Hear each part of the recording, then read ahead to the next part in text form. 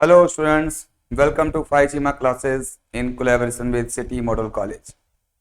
आज हम लोग क्लास 9th का जो motion in one dimension chapter था, मोशन इन स्ट्रेट लाइन, उसी को आगे कंटिन्यू करेंगे। लास्ट टर्न में हम लोग डायमेंशन मोशन में वेक्टर रिप्रेजेंटेशन को हम लोगों ने देखा था कि किस तरह से किसी वेक्टर को ग्राफिकली रिप्रेजेंट कर सकते हैं। उसकी लेंथ और उसकी डायरेक्शंस को हम एक स्ट्रेट लाइन की लेंथ और उसके एरो की डायरेक्शन से वेक्टर्स को हम लोग रिप्रेजेंट कर रहे थे और उनको हम लोग कैपिटल लेटर पे एरो साइन बनाकर भी रिप्रेजेंट कर रहे थे। इन चीज़ों को आप लास्ट टर्न पे जो लास्ट वीडियो है उसको देखकर आप समझ सकते हैं। आज हम लोग इसके आगे का पढ़ेंगे, काइनेमेटिक्स की स्टडी करेंगे, यानी मोशन इन वन डायमेंशन में किस चीज़ को हम लोग एब्सोल्यूट रेस्ट कहते हैं, उस चीज़ को हम लोग यहाँ पर देखेंगे। काइनेमेटिक्स फिजिक्स का वो पार्ट है, स्टडी का वो पार्ट है जिसमें हम लोग किसी ऑब्जेक्ट के मोशन को स्टडी करते हैं बिना इस बात पर ध्यान दिए कि वो मोशन किस वजह से हो रहा है। यानी वहां पर यदि कोई फोर्स लग रहा है तो फोर्स की तरफ ध्यान नहीं देते हैं, सिर्फ उसके मोशन पर कंसीडर करते हैं। उसकी वेलोसिटी क्या है, उसके किस तरह मोशन किस तरह से है, उसका एक्सीलरेशन क्या है, किस वजह से, उसका हम लोग स्टडी यहाँ पर नहीं करते। ठीक है, ऐसे फिजिक्स के उस पार्ट को हम लोग काइनेमेटिक्स कहते हैं। So the study of motion of an object regardless of the cause producing it। ठीक है, अब इसमें एक टर्म आता है एब्सोल्यूट रेस्ट। एब्सोल्यूट रेस्ट का मतलब क्या है? जैसे कि हम लोग जानते हैं कि रेस्ट का मतलब किसी बॉडी का स्टेशनरी होना है, उसमें कोई मोशन ना हो तो हम लोग उसको रेस्ट कहते हैं।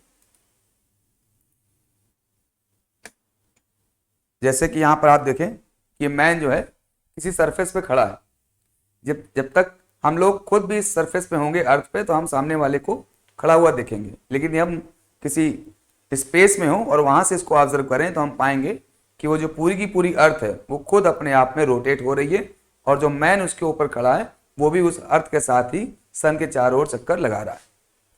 तो किसी बॉडी का रेस्ट होना या उसका मोशन होना इस बात पर डिपेंड करता है कि आप उसको कहाँ से ऑब्जर्व कर रहे हैं। यदि हम स्वयं भी अर्थ पर खड़े होंगे उस मैन के साथ में तो हम पाएंगे कि हम और मैन एक दूसरे के साथ स्टेशनरी मोशन में है, यानी वो भी रेस्ट पर है। लेकिन वही चीज यदि हम स्पेस से ऑब्जर्व करेंगे तो पाएंगे कि मैन अर्थ के साथ बहुत तेजी के साथ सन के चारों ओर रिवॉल्व कर रहा है। इसलिए the complete absence of motion is called absolute rest which is impossible. कोई भी चीज ऐसी नहीं हो सकती जो वास्तव में कंप्लीटली रेस्ट पे हो। ना तो अर्थ रेस्ट पे है, ना सन रेस्ट पे है, ना हमारी सोलर सिस्टम रेस्ट पे है, ना हमारी गैलेक्सी रेस्ट पे है, ना हमारा यूनिवर्स रेस्ट पे है। तो इस तरह से कंप्लीट रेस्ट यानी एब्सोल्यूट रेस्ट कोई भी चीज नहीं है। कोई भी चीज जो रेस्ट पे है या मोशन में है वो किसी न किसी दूसरे के कंपैरिजन में है। ठीक है, जैसे यहां पर आपने देख लिया कि कोई भी चीज रेस्ट पे नहीं हो सकती, ऐसे ही कोई भी चीज एब्सोल्यूट मोशन में भी नहीं हो सकती, उसको भी हम लोग आगे देख सकते हैं। जैसे रिलेटिव रेस्ट। रिलेटिव रेस्ट का मतलब होता है कि कोई चीज जो हमको तो लग रही है कि रेस्ट पे है लेकिन वो दूसरे कंपैरिजन में रेस्ट पर नहीं है। जैसे यहाँ पर ये देखिए, जो दो व्हीकल्स हैं, ये जो दोनों व्हीकल्स पैरेलल एक साथ चलते हैं तो ये दोनों एक दूसरे के लिए रिलेटिव रेस्ट पे हैं। ये ड्राइवर इसको देखेगा और कहेगा कि बिल्कुल हमारे बगल में चल रहा है, रेस्ट पर है, जबकि इसका ड्राइवर इसको देखेगा और कहेगा ये हमारे बिल्कुल बगल में रेस्ट पर है। लेकिन जो सड़क के बाहर खड़ा होगा, फ्लोर पे खड़ा होगा, जमीन में खड़ा होगा, उसके लिए ये दोनों ही रेस्ट पर नहीं है, दोनों ही चलती हुई कंडीशन पे हैं। तो इसलिए रिलेटिव रेस्ट या एब्सोल्यूट रेस्ट ये दोनों ही फ्रेम ऑफ रेफरेंस पे डिपेंड करता है, यानी आप कहां पर खड़े होकर अपने आप को आप दूसरी चीजों को ऑब्जर्व कर रहे हैं। ठीक है, तो इसके दो एग्जांपल हम लोगों ने देखे, एब्सोल्यूट रेस्ट और रिलेटिव रेस्ट। एब्सोल्यूट रेस्ट को क्या कह रहे हैं कि जब हम अपने सामने किसी दूसरे को रेस्ट पर देख रहे हैं तो वो एब्सोल्यूट रेस्ट हो गया, जो कि इम्पॉसिबल है। दुनिया में कोई भी चीज एब्सोल्यूट रेस्ट नहीं हो सकती। रिलेटिव, हम लोग जितनी भी रेस्ट की पोजीशन देखते हैं वो सब रिलेटिव रेस्ट ही देखते हैं। जब हमारे सामने कोई दूसरी कार खड़ी होती है तो हम कहते हैं कि हमारे रिस्पेक्ट में उस कार की पोजीशन में कोई चेंज नहीं हो रहा, इसलिए वो कार हमारी रिलेटिव रेस्ट पे है।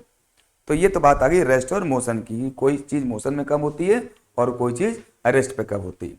अब आगे देखते हैं जिस पार्ट को हम यहाँ पर डिस्कस करने आए हैं कि motion in one dimension. One dimension में हमारा मोशन किस तरह से होता है।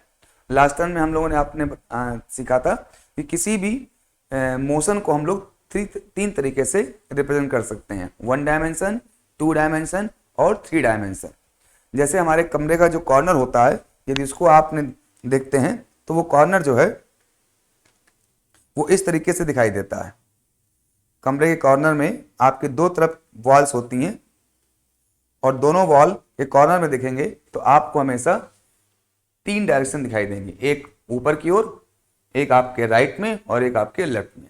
तो इस तरह से मोशन की भी 3 डायरेक्शंस होती हैं। जो मोशन इस तरह से चलता है कि किसी एक डायरेक्शन की लेंथ को कवर करे तो वो 1 डायमेंशन होता है। यानी आप इस लाइन के अलोंग ही चलते हैं तो आप 1 डायमेंशन मोशन हो गए। आप इस लाइन के अलोंग चल रहे हैं तो भी 1 डायमेंशन मोशन हुआ।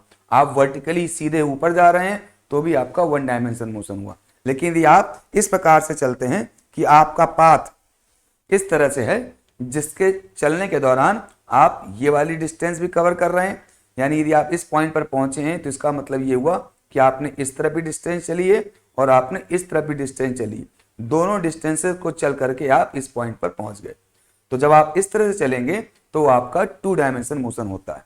तो बेसिकली इस तरह से ध्यान देना है हमको कि जब भी हम किसी स्ट्रेट लाइन पर चल रहे हैं तो स्ट्रेट लाइन पर चलने वाले मोशन को हम 1 डायमेंशन मोशन कहेंगे। तो when a body moves along a straight line path, its motion is to be considered as 1 dimension motion.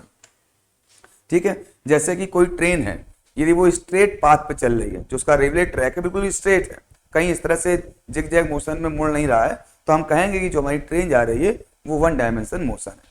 इसी तरह से कोई रोड स्ट्रेट है और उस पर कोई व्हीकल चल रहा है, कोई गाड़ी चल रही है या आप दौड़ रहे हो, ठीक है, तो वो भी हम आपका 1 डायमेंशन मोशन ही कहेंगे। अब आगे देखते हैं इस तरह से, इस 1 डायमेंशन मोशन को हम लोग स्ट्रेट लाइन मोशन या लीनियर मोशन भी कहते हैं। ठीक है, फॉर एग्जांपल्स के लिए जैसा कि भी आपको बताया कि motion of A train on a straight track, या कोई स्टोन वर्टिकल डाउनवर्ड नीचे की ओर गिर रहा है तो उसमें एक ही मोशन है, ऊपर से नीचे की ओर स्ट्रेट लाइन, तो ये मोशन भी आपका 1 डायमेंशन मोशन हो गया। Representation of 1 dimension motion. 1 dimension motion में जब हम कोई डिस्टेंस चलते हैं तो जैसा कि बताया कि हमेशा स्ट्रेट लाइन में चलते हैं, उसमें एक डायरेक्शन फिक्स रहती है, तो उसको हम एक लाइन पर ड्रा करके हम शो कर सकते हैं। जैसे कि हम देखते हैं, the path of 1 dimensional motion can be represented by a straight line parallel to X axis.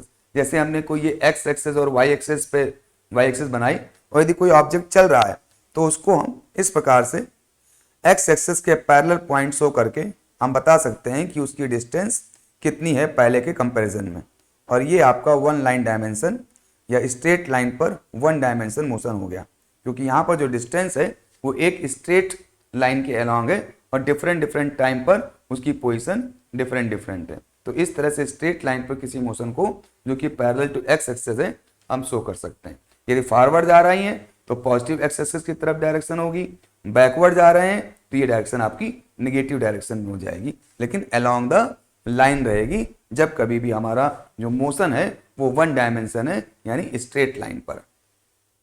ठीक है, तो इस तरह से हमने आपको ये बताया कि कैसे हम 1 डायमेंशन मोशन को रिप्रेजेंट करते हैं। फिर देखते हैं डिस्टेंस किसको कहते हैं। जनरली हम 2 तरह के वर्ड यूज करते हैं, डिस्टेंस और डिस्प्लेसमेंट। इन दोनों में कुछ कॉमन भी है और किसी एक केस में ये दोनों आपस में डिफरेंट भी हो जाते हैं, या ये कहें किसी एक केस में ये दोनों सेम हो जाते हैं और बाकी अदर केसेस में ये डिफरेंट रहते हैं।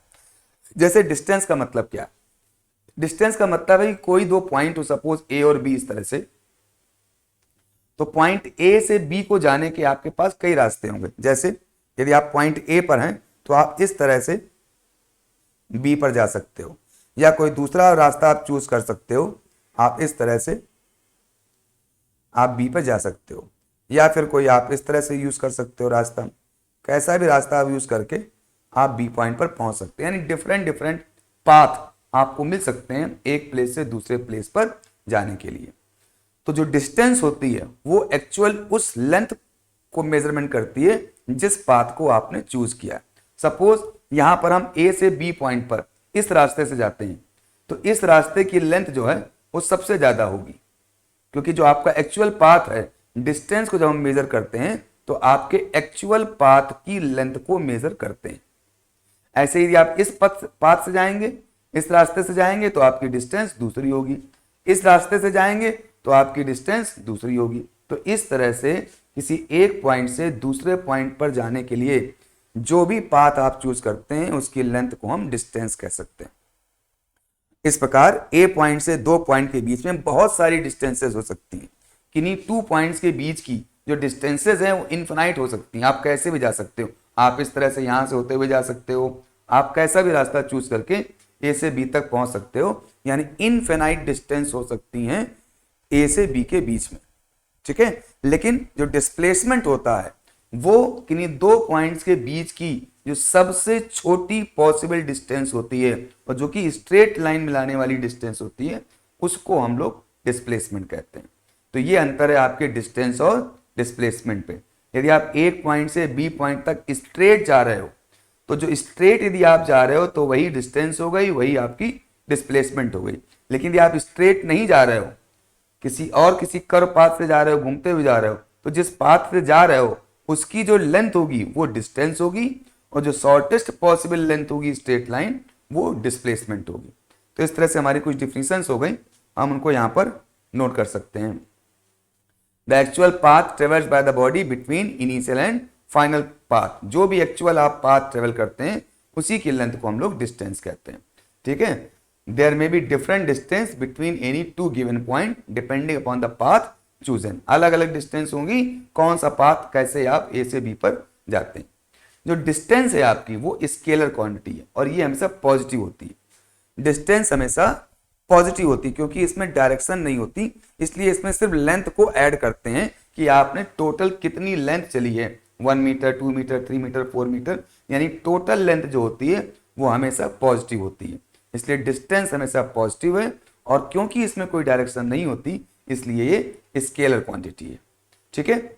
अब और आगे देखते हैं डिस्प्लेसमेंट। तो डिस्प्लेसमेंट के बारे में मैंने आपको बता दिया कि जो शॉर्टेस्ट पॉसिबल डिस्टेंस होती है उसी को हम लोग डिस्प्लेसमेंट कहते हैं। और डिस्प्लेसमेंट में डायरेक्शन होती है, डिस्प्लेसमेंट में डायरेक्शन होती है। क्यों? क्योंकि यदि आप ए से बी की तरफ जा रहे हैं तो डिस्प्लेसमेंट की डायरेक्शन टुवर्ड्स बी होगी, बी से ए की तरफ आ रहे हैं तो डिस्प्लेसमेंट डायरेक्शन बी से ए की होगी।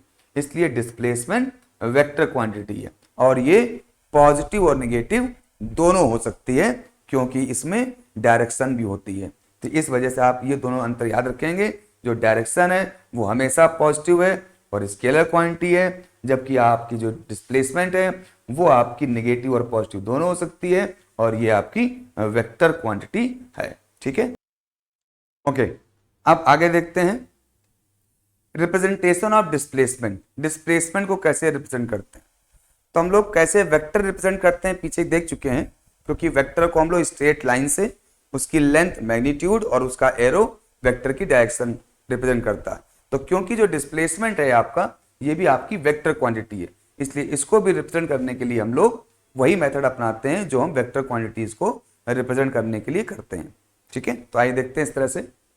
The displacement being a vector is represented by a straight line with an arrow using a convenient scale। इसके बारे में मैंने लास्ट में बताया था, लास्ट लेक्चर में, कि जो वेक्टर क्वांटिटी है उसको हम स्ट्रेट लाइन से रिप्रेजेंट करते हैं, एरो से उसकी डायरेक्शन को रिप्रेजेंट करते हैं और जो स्केल यूज करते हैं उसकी लेंथ बनाने के लिए वो भी हम अपनी कन्वीनियंस के हिसाब से लेते हैं, अपनी सुविधा के हिसाब से लेते हैं। जैसे लास्ट टाइम बताया था कि जो आपकी कॉपी है उस कॉपी में यदि आपको वेक्टर बनाना है तो कॉपी की जो लेंथ है ये सपोज 20 सेंटीमीटर है, तो आपकी जो भी वैल्यूज दे रखी होंगी, जैसे सपोज दे दिया गया वेलोसिटी 200 मीटर पर सेकंड है, तो वेलोसिटी 200 मीटर पर सेकंड है तो आप 200 मीटर लंबी लाइन तो नहीं ड्रा कर सकते अपनी कॉपी पर। तो हम लोग एक स्केल लेते हैं कि suppose 1 centimetre is equal to 10 metre per second, तो 20 सेंटीमीटर इज इक्वल टू हो जाएगा 200 मीटर पर सेकंड। तो 20 सेंटीमीटर की लाइन खींचकर आप 200 मीटर पर सेकंड वेलोसिटी की लाइन को रिप्रेजेंट कर सकते हैं। तो इस तरह से आप स्केल आप खुद चूज करते हैं कि कैसा स्केल लेना है। आप 1 centimetre is equal to 10 metre per second ले रहे हैं कि 1 centimetre is equal to 20 metre per second ले रहे हैं, ये आपको स्वयं चूज करना होता है, ठीक है। जैसे एग्जाम्पल ले लेते हैं यहाँ पर, a boy travels 4 kilometre towards east, एक लड़का 4 किलोमीटर ईस्ट चलता है, then 3 kilometre towards north, the total distance travelled by the boy is OA plus OB 4 kilometre plus 3 kilometre यानी 7 kilometre, but the displacement of the boy is OB 5 kilometre. अब ये देखिए कैसे हो रहा है, इसको हम समझते हैं। इस तरह से हमने नॉर्थ, साउथ और ईस्ट और वेस्ट को बना लिया। ये हमारी डायरेक्शन होगी, क्योंकि हमको डायरेक्शन चूज करनी पड़ेगी किसी भी लाइन को ड्रा करने से पहले कि किस तरफ हम ईस्ट मान रहे हैं, किस तरफ वेस्ट मान रहे हैं, किस तरफ नॉर्थ, किस तरफ साउथ। तो इस तरह से हमने ईस्ट, वेस्ट और नॉर्थ और साउथ की डायरेक्शन को यहाँ पर चूज कर लिया। अब हमारा बॉय जो चल रहा है वो 4 किलोमीटर टूवर्ड्स ईस्ट चल रहा है। तो हम क्या करेंगे, एक लाइन ड्रा करेंगे जिसकी लेंथ होगी 4 सेंटीमीटर। ठीक है, 1 सेंटीमीटर क्या रिप्रेजेंट करेगा, 1 किलोमीटर रिप्रेजेंट करेगा। तो 4 सेंटीमीटर की लेंथ क्या रिप्रेजेंट करेगी, 4 किलोमीटर रिप्रेजेंट करेगी। और किस तरफ की ओर चल रहा है, ईस्ट की तरफ। तो जो हमारी लाइन होगी वो 4 सेंटीमीटर की होगी और उसका जो एरो होगा वो किधर की ओर होगा, ईस्ट की ओर होगा। तो इस तरीके से हम लोग एक लाइन ड्रा कर लेते हैं OA। ठीक है, वो चला है कहाँ, 4 किलोमीटर चला है टूवर्ड्स ईस्ट। तो O से चला और टूवर्ड्स ईस्ट इस तरफ की ओर चला कितना, OA कितना चला, 4 किलोमीटर की तरफ। तो ये आपका वेक्टर रिप्रेजेंटेशन हो गया, डिस्प्लेसमेंट वेक्टर हो गया आपका स्ट्रेट लाइन और एरो के फॉर्म में। फिर वो क्या चलता है, वो 3 किलोमीटर चलता है टूवर्ड्स नॉर्थ, यानी पहले ईस्ट चला, फिर ईस्ट से वो कहां जा रहा है, नॉर्थ की ओर जा रहा है, ऊपर की ओर जा रहा है इस तरह से। अब यहां से कितने किलोमीटर चलता है, 3 किलोमीटर। तो हम लोग 3 किलोमीटर के लिए 3 सेंटीमीटर की एक लाइन ड्रा कर देंगे जो 3 किलोमीटर नॉर्थ की ओर शो कर रही है। स्केल जो हम मेजर करते हैं वो पूरे एक क्वेश्चन के दौरान स्केल हमारा एक जैसा रहना चाहिए। ऐसा नहीं होता है कि एक लाइन के लिए आपने कह दिया कि 1 centimetre is equal to 4 kilometre है और दूसरी लाइन के लिए कह दिया 1 centimetre is equal to 2 kilometre है। ऐसा हमें नहीं करना, हमें एक क्वेश्चन के दौरान एक ही स्केल को काउंट करके रखना है और उसी स्केल से बाकी सारी आपकी वेक्टर रिप्रेजेंटेशन करनी। तो एज पर क्वेश्चन पहले वो 4 किलोमीटर टूवर्ड्स ईस्ट चला, तो 4 सेंटीमीटर हमने बना दिया टूवर्ड्स ईस्ट, और 1 सेंटीमीटर 1 किलोमीटर, तो 4 सेंटीमीटर 4 किलोमीटर टूवर्ड्स ईस्ट हो गया। फिर वो चला 3 किलोमीटर नॉर्थ की तरफ, तो फिर हमने आपका 3 सेंटीमीटर नॉर्थ की तरफ बना दिया आपका। तो ये आपका A to B नॉर्थ की तरफ हो गया। तो फाइनली आप कहां पहुंच गए, B पर पहुंच गए। कहां से चले थे, O से चले थे। अब O से B को जो हम मिलाएंगे स्ट्रेट लाइन, ठीक है, तो ये जो स्ट्रेट लाइन होगी ये सबसे शॉर्टेस्ट डिस्टेंस होगी O से B के बीच की, और इस शॉर्टेस्ट डिस्टेंस को कहते हैं हम लोग डिस्प्लेसमेंट। लेकिन जो एक्चुअल पाथ हमने चूज किया वो क्या है, पहले हम इस तरफ गए हैं और फिर इस तरफ गए। तो एक्चुअल पाथ की जो डिस्टेंस होगी, एक्चुअल पाथ की जो लेंथ होगी उसको हम कहेंगे डिस्टेंस, वो हो गई 4 और 3 7 किलोमीटर। लेकिन जो शॉर्टेस्ट पॉसिबल डिस्टेंस होगी A और B के बीच में वो कहलाएगी आपकी डिस्प्लेसमेंट। तो ये हो जाएगी डिस्प्लेसमेंट। जब आप मेजरमेंट से बनाएंगे और इसकी लेंथ नापेंगे तो ये आएगा 5 सेंटीमीटर।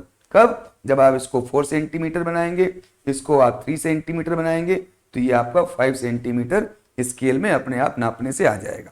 तो जब 5 सेंटीमीटर आएगा तो आपका जो स्केल है वो 1 centimetre is equal to 1 kilometre है। तो ये डिस्टेंस कितनी हो जाएगी, 5 सेंटीमीटर का मतलब 5 किलोमीटर। तो ये वो तरीका हो गया जिसमें हम डिस्प्लेसमेंट को रिप्रेजेंट करते हैं as per the question given. Okay, तो आई होप आपको इस समझ में आ गई होगी बात। डिस्टेंस आप समझ गए, डिस्टेंस 7 क्यों है, कि डिस्टेंस एक्चुअल लेंथ को सम किया गया।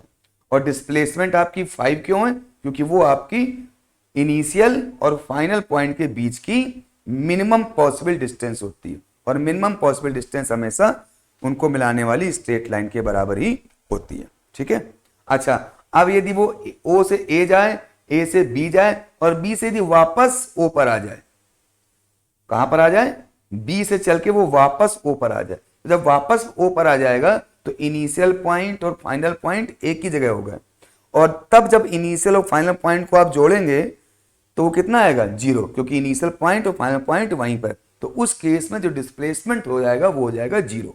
लेकिन टोटल लेंथ कितनी हो जाएगी, 4 3 7 और वापस इधर आया, ऐसे आया 5, तो 12। तो डिस्टेंस तो हो जाएगी 12 किलोमीटर, लेकिन डिस्प्लेसमेंट हो जाएगा 0। कब, जब वो वापस अपने पॉइंट पर चल के आ जाता है। इसको ऐसे कह सकते हैं कि सपोज आप अपने घर से सब्जी लेने जाते हैं और सब्जी मंडी 3 किलोमीटर है, तो आप 3 किलोमीटर गए और 3 किलोमीटर वापस आए, तो डिस्टेंस तो आपने ट्रेवल करी 3 जाना और 3 आना 6 किलोमीटर, लेकिन जो डिस्प्लेसमेंट हुआ आपका वो हो गया 0, क्योंकि जहां पर पहले थे वहीं पर बाद में है। तो पहले की पोजीशन और बाद की पोजीशन के बीच की जो डिस्टेंस होती है स्ट्रेट डिस्टेंस, उसी को हम लोग डिस्प्लेसमेंट कहते हैं। और जब आप वापस घर को आ गए, घर का बुद्धू घर को लौट कर आ गया, तो डिस्प्लेसमेंट क्या हो गया, 0 हो गया। ठीक है, तो इस तरह से displacement can be 0 if the distance is not 0, यानी कहीं डिस्टेंस तो 0 नहीं हुई, आप वापस आ गए, लेकिन डिस्प्लेसमेंट आपका 0 हो गया। तो ये क्वेश्चन पूछा जा सकता है कि क्या ऐसा हो सकता है कि डिस्टेंस 0 हो, डिस्टेंस 0 ना हो लेकिन डिस्प्लेसमेंट 0 हो। तो हाँ, ऐसा हो सकता है। जब आपका इनिशियल और फाइनल पोजीशन एक ही हो जाए तो उस समय आपकी डिस्टेंस तो 0 नहीं होगी लेकिन डिस्प्लेसमेंट 0 हो जाएगा। नेक्स्ट देखते हैं distance, distinction between distance and displacement. Distance और डिस्प्लेसमेंट में क्या डिफरेंस है हमारे। तो आइए, अभी तक तो हम लोग पढ़ चुके हैं कई डिफरेंसेस को, यहां पर एक चार्ट के रूप में उनको दोबारा देख लेते हैं। डिस्टेंस क्या है, it is the length of the path traversed by the object in a certain time. किसी डेफिनेट टाइम में आपने अपने एक पॉइंट से दूसरे पॉइंट जाने में जो लेंथ ट्रेवल किया है एक्चुअल में, वो आपका डिस्टेंस हो गया। डिस्प्लेसमेंट क्या है, it is the distance travel by the object in a specified direction in a certain time. Displacement क्या होता है, स्पेसिफिक टाइम में यानी सर्टेन टाइम में एक पॉइंट से दूसरे पॉइंट तक जाने में एक पर्टिकुलर डायरेक्शन में जो डिस्टेंस ट्रेवल करिए उसको हम लोग डिस्प्लेसमेंट कहेंगे। यानी यदि आप डायरेक्शन चेंज कर देते हैं तो फिर वहां पर डिस्प्लेसमेंट निकालना मुश्किल हो जाएगा।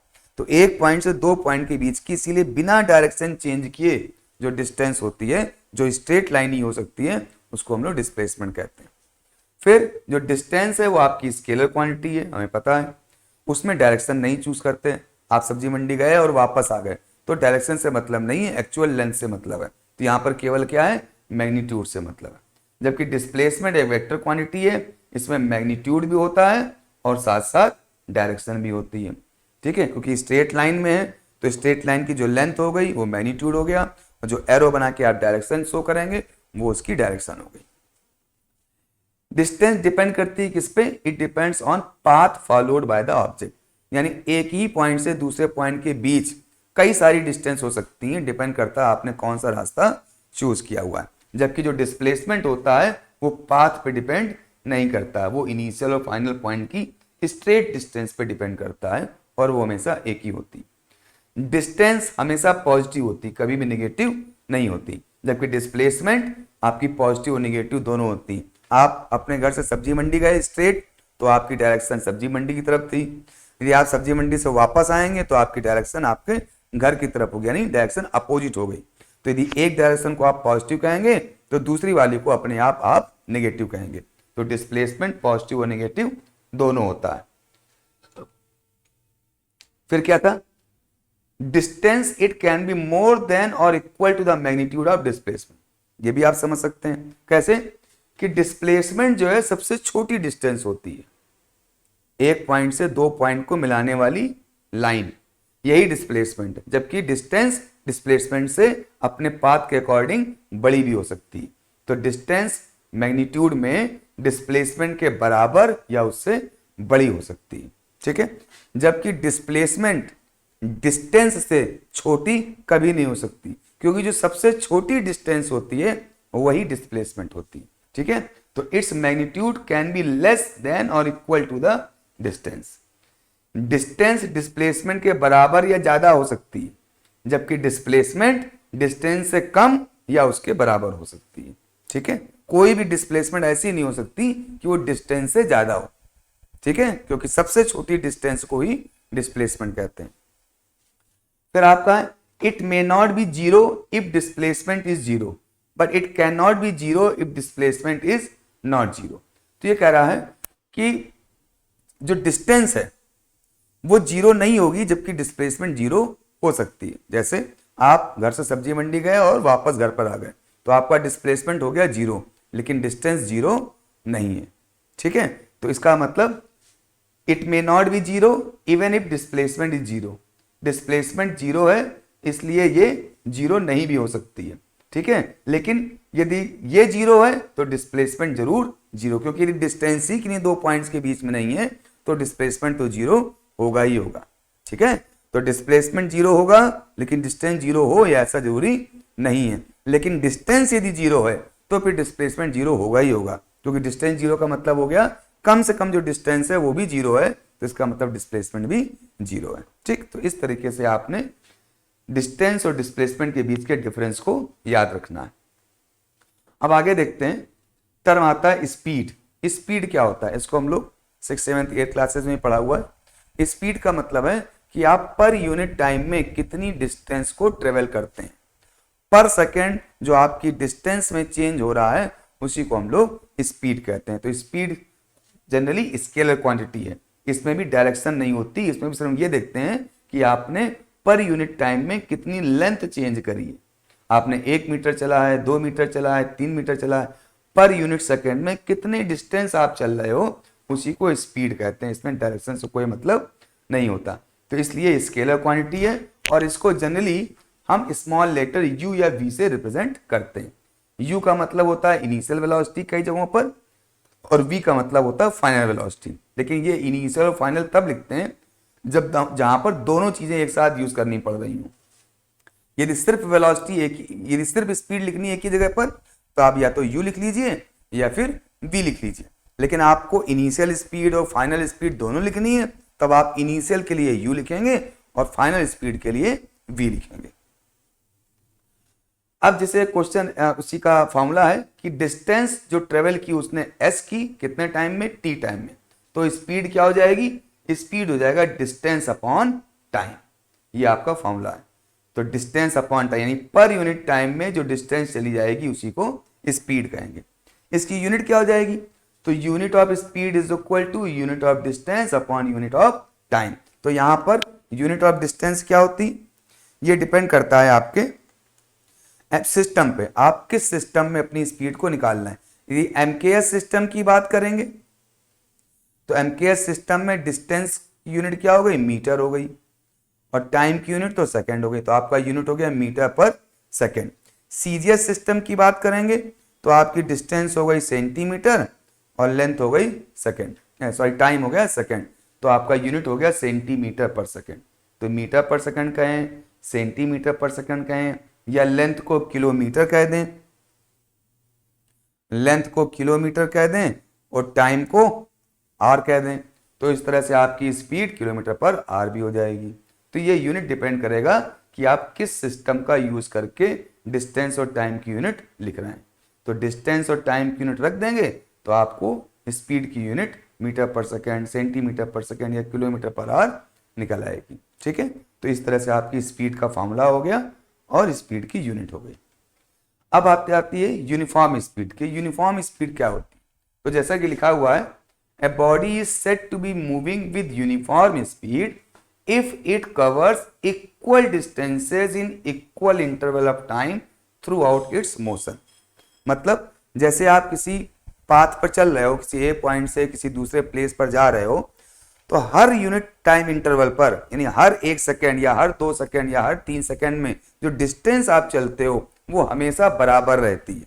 यदि ऐसा आप करते हो तो जो आपकी स्पीड होगी उसको कहा जाएगा स्पीड आपकी बराबर है, कांस्टेंट है, और वो जो आपका मोशन है वो आपका यूनिफॉर्म मोशन है यदि आप स्ट्रेट लाइन पर चल रहे हो।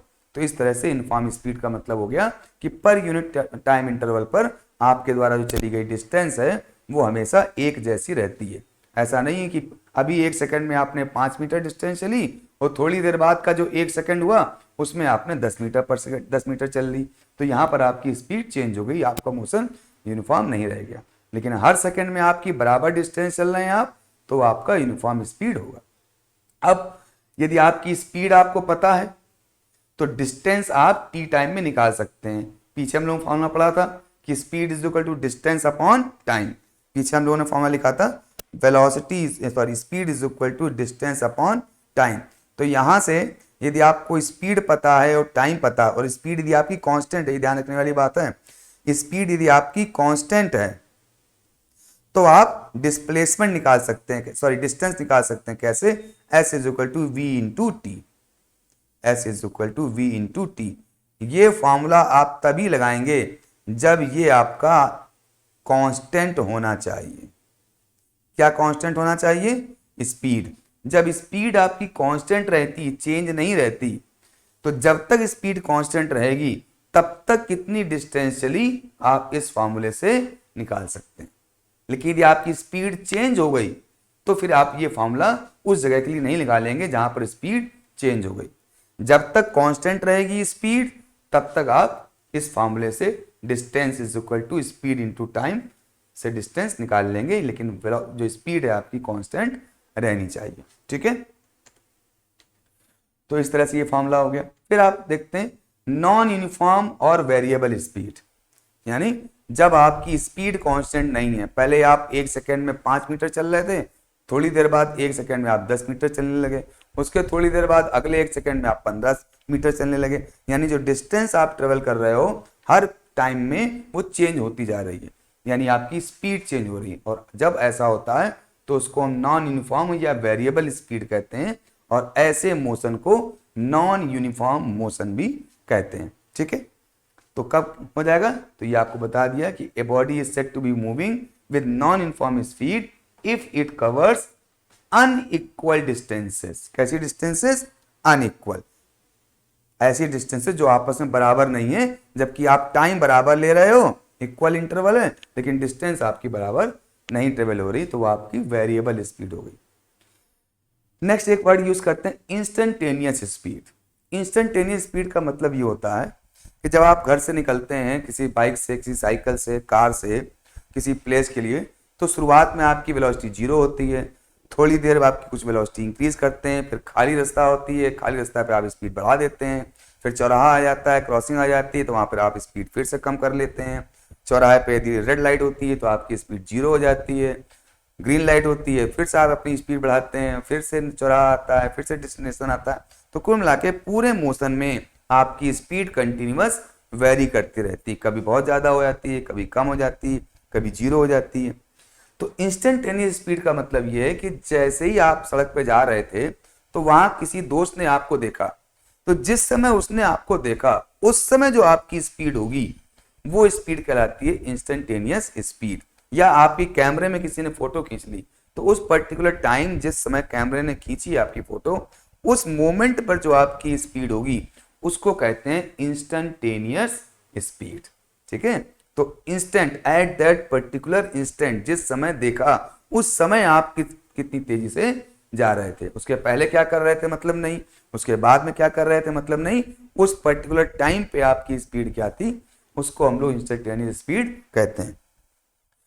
इसको आप रोज ऑब्जर्व करते हैं, जब भी कभी आप अपनी गाड़ी या स्कूटर, मोटरसाइकिल, कार से जाते हैं, तो कार में जो स्पीडोमीटर होता है वो जो स्पीड बता रहा होता है वो आपकी हर समय इंस्टेंटेनियस स्पीड बता रहा होता है। जिस समय वो 40 पे है तो इसका मतलब उस पर्टिकुलर टाइम पर आप 40 किलोमीटर पर आवर चल रहे हैं, जिस समय 70 पे है यानी उस पर्टिकुलर टाइम आप 70 किलोमीटर पर आवर से चल रहे हैं। तो आपका जो स्पीडोमीटर आपकी व्हीकल में लगा हुआ है वो आपको हमेशा क्या बताता है, वो आपको हमेशा इंस्टेंटेनियस स्पीड बताता है। ठीक है, तो इस तरह से आपकी डिफिनीशन हो गई। अब इसको यदि हम साइंटिफिक फॉर्म में लिखें, फिजिक्स के फॉर्म में लिखें, the ratio of the distance travelled in very short time interval to the time interval, this speed is called instantaneous speed.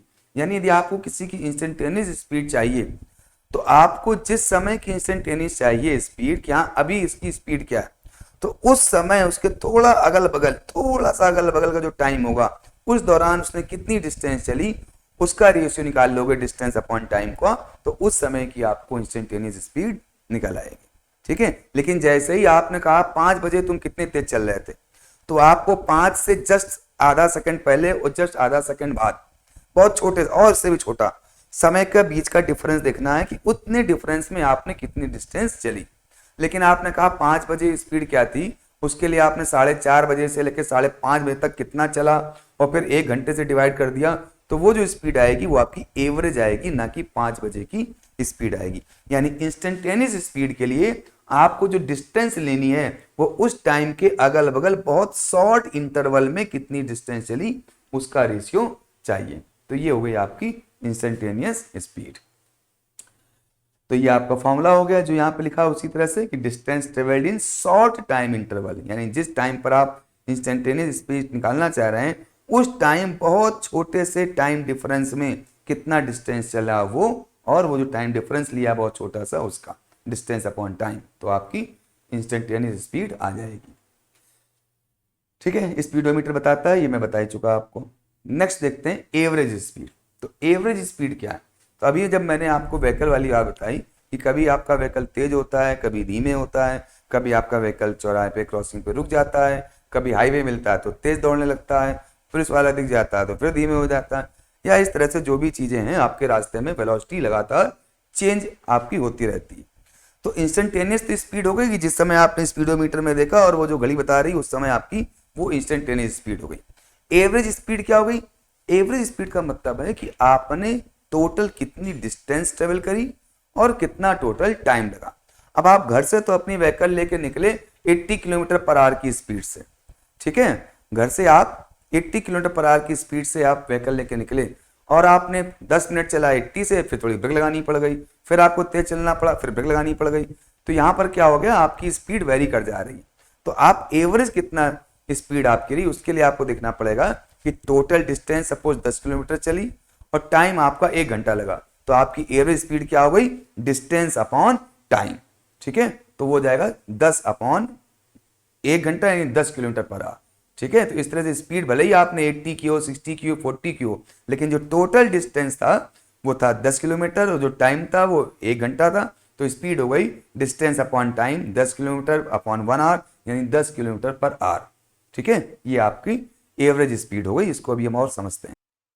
Okay, तो जो आपकी डिफिनेशन हो गई एवरेज स्पीड की वो आपने लिख ली, the ratio of total distance travelled by the body to the total time of journey is called the average speed. ठीक है, तो इसका फॉर्मूला आपने नोट कर लिया कि एवरेज स्पीड का मतलब है टोटल कितनी डिस्टेंस ट्रेवल करी और टोटल कितना टाइम लिया।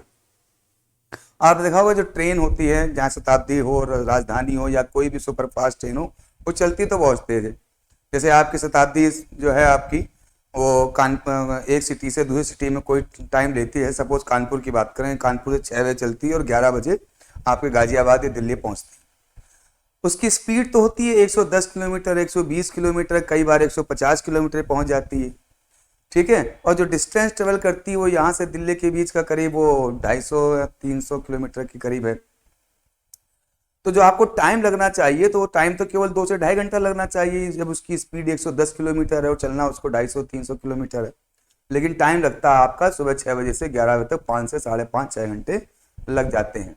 तो इसका मतलब है जो उसकी एवरेज स्पीड आई, तो एवरेज स्पीड 110 नहीं रहती, क्योंकि कभी वो 110 है, कभी 150 है, कभी वो 80 है, कभी वो कड़ी है, कभी वो 10 किलोमीटर पर सेकंड की किलोमीटर पर आवर की स्पीड है। तो इस तरह से एवरेज स्पीड जो निकालते हैं हम लोग वो total distance upon total time से निकालते हैं। In case of body moving with uniform speed the instantaneous speed and the average speed are equal. Obvious बात है, अब कोई यदि यूनिफॉर्म स्पीड से चल रहा यानी उसकी स्पीड चेंज ही नहीं हो रही है, वो एक ही स्पीड से कंटिन्यूअस चलता चला जा रहा है, तो वहां पर उसकी एवरेज स्पीड और इंस्टेंटेनियस स्पीड दोनों ही सेम आएंगी, क्योंकि हर समय वो उसी स्पीड से चल रहा था, ना उसकी स्पीड कम हो रही थी ना उसकी स्पीड स्लो हो रही थी। तो इसलिए एवरेज स्पीड और इंस्टेंटेनियस स्पीड उस केस में बराबर होगी यदि बॉडी यूनिफॉर्म मोशन से चल रहा है और स्ट्रेट लाइन में चल रहा है। ठीक है, नेक्स्ट वर्ड आता है वेलोसिटी का। वेलोसिटी और स्पीड में थोड़ा सा ही डिफरेंस है। वेलोसिटी में आप डायरेक्शन भी हर समय ध्यान देते हैं कि हर समय आपकी मोशन की डायरेक्शन क्या है। ठीक है, तो इसको हम किस तरह से कहेंगे, the velocity of a body is distance travelled per second by the body in specified direction, यानी किसी एक पर्टिकुलर डायरेक्शन में आपने कितनी डिस्टेंस ट्रेवल करी है अपॉन टाइम, तो वो हो जाएगी आपकी वेलोसिटी। और जैसे ही आपकी डायरेक्शन चेंज होगी फिर वहां से आपकी वेलोसिटी खत्म हो जाएगी, वेलोसिटी नहीं होगी, फिर वो आपका स्पीड हो जाएगा और नई वेलोसिटी हो जाएगी। सपोज पहले आप सामने की ओर जा रहे हो, तो जब तक आप सामने चलते रहोगे एक ही स्ट्रेट लाइन में चलते रहोगे, तो आपकी स्पीड और वेलोसिटी एक जैसी होगी, क्योंकि स्पीड का मतलब भी डिस्टेंस अपॉन टाइम है और वेलोसिटी का मतलब भी किसी एक डायरेक्शन में डिस्टेंस अपॉन टाइम है। तो जब तक आपकी डायरेक्शन चेंज नहीं हो रही है तो डिस्टेंस और डिस्प्लेसमेंट दोनों ही एक है। लेकिन जैसे ही आपकी डायरेक्शन चेंज होगी तो डिस्टेंस तो उसमें जुड़ जाएगी, आप किसी भी डायरेक्शन में जाएं, लेकिन डिस्प्लेसमेंट में आपको डायरेक्शन के साथ उसको ऐड करना पड़ता है, डायरेक्शन को कंसीडर करना पड़ता है, इसलिए वहां पर वेलोसिटी आपकी चेंज हो जाएगी। तो इसलिए वेलोसिटी के लिए आपकी डायरेक्शन एक कंटिन्यूअस एक ही डायरेक्शन में होनी चाहिए और वहां पर टाइम से डिवाइड करेंगे डिस्टेंस से, तो आपकी वेलोसिटी निकल कर आएगी। इसीलिए हम डिस्टेंस की बजाय वर्ड यूज करते हैं डिस्प्लेसमेंट, क्योंकि डिस्प्लेसमेंट जब हम कहेंगे तो अपने आप ये शामिल हो जाती है बात कि उसमें एक स्पेसिफाइड डायरेक्शन है। डिस्टेंस लिखेंगे तो हमें बताना पड़ेगा कि भाई डायरेक्शन स्पेसिफिक होनी चाहिए, तब वो जो डिस्टेंस होगी अपॉन टाइम या पर सेकेंड, तो उसको हम वेलोसिटी कहेंगे। और यदि हम डायरेक्शन वर्ड यूज ना करना चाहें डिस्टेंस की जगह पर, तो सीधे हम कह सकते हैं डिस्प्लेसमेंट, क्योंकि डिस्प्लेसमेंट में ही डिस्टेंस और डायरेक्शन दोनों शामिल है। डिस्प्लेसमेंट वर्ड का मतलब ही यही है कि इसमें डिस्टेंस यानी लेंथ प्लस डायरेक्शन, जब तक डायरेक्शन एक है आप उस लेंथ को यूज कर सकते हो एज ए डिस्प्लेसमेंट। ठीक है, तो डिस्प्लेसमेंट अपॉन टाइम आपका वेलोसिटी हो जाएगा। तो इसीलिए रेट ऑफ चेंज ऑफ जो डिस्टेंस होता है, रेट ऑफ चेंज ऑफ जो डिस्टेंस होता है उसको स्पीड कहते हैं, और रेट ऑफ चेंज ऑफ जो डिस्प्लेसमेंट होता है उसको वेलोसिटी कहते हैं। स्पीड और वेलोसिटी दोनों एक ही होती हैं, कब? जब डायरेक्शन सेम रहती है, क्योंकि जब डायरेक्शन सेम होगी तो जो डिस्टेंस होगी वही आपकी डिस्प्लेसमेंट होगी, और जैसे ही डायरेक्शन चेंज हो जाएगी डिस्टेंस आपकी उसी में जुड़ जाएगी, लेकिन जबकि डिस्प्लेसमेंट में आपको डायरेक्शन भी देखना पड़ेगा, तो वहां पर वेलोसिटी और स्पीड आपकी अलग अलग हो जाती है। अब वेलोसिटी को रिप्रेजेंट कैसे करते हैं? लेटर्स के फॉर्म में। देखिए, उन्हीं वैल्यूज से जिनसे हम स्पीड को रिप्रेजेंट करते हैं उन्हीं से हम वेलोसिटी भी रिप्रेजेंट करते हैं। बस वेलोसिटी को जब रिप्रेजेंट करेंगे तो हम उसके ऊपर वेक्टर साइन यानी एरो साइन बना देंगे, u या v। ठीक है, तो वेलोसिटी में हम वेक्टर साइन लगाएंगे क्योंकि वेलोसिटी में डायरेक्शन होती है, और इसलिए सिंबल भी उनका ऐसा होना चाहिए जो ये बताएं कि वहां पर डायरेक्शन है। ठीक, अब यूनिट क्या हो गई? वेलोसिटी और स्पीड की यूनिट क्या है? देखिए, वेलोसिटी और स्पीड दोनों में ही लेंथ अपॉन टाइम होता है, डिस्टेंस या डिस्प्लेसमेंट अपॉन टाइम होता है, सिर्फ डिफरेंस आपकी डायरेक्शन का होता है, और डायरेक्शन की कोई यूनिट नहीं होती। इसलिए जो यूनिट आपकी स्पीड की होती है वही यूनिट आपकी वेलोसिटी की होती है। ठीक है, तो इस तरह से जो वेलोसिटी की यूनिट है वो वही है जो स्पीड की है, यानी मीटर पर सेकेंड या फिर सीजीएस में सेंटीमीटर पर सेकेंड, डिपेंड करता है आप किस सिस्टम में यूनिट आप निकाल रहे हो। एसआई सिस्टम में कर रहे हो तो मीटर पर सेकेंड, या एनकेएस सिस्टम में कर रहे हो तो मीटर पर सेकेंड, और सीजीएस सिस्टम में कर रहे हो तो सेंटीमीटर पर सेकेंड या किलोमीटर आर में आप निकाल सकते हो। तो इस तरह से ये आपकी वेलोसिटी का डेफिनेशन हो गई। तो आज के लिए बस इतना ही। नेक्स्ट टर्म में हम लोग इसको और आगे पढ़ेंगे, कुछ न्यूमेरिकल्स लगाएंगे इनको समझने के लिए, कुछ ग्राफ देखेंगे इनको करने के लिए, और आगे इन चीज़ों को कंप्लीट करेंगे। तब तक के लिए बाय बाय, टेक केयर।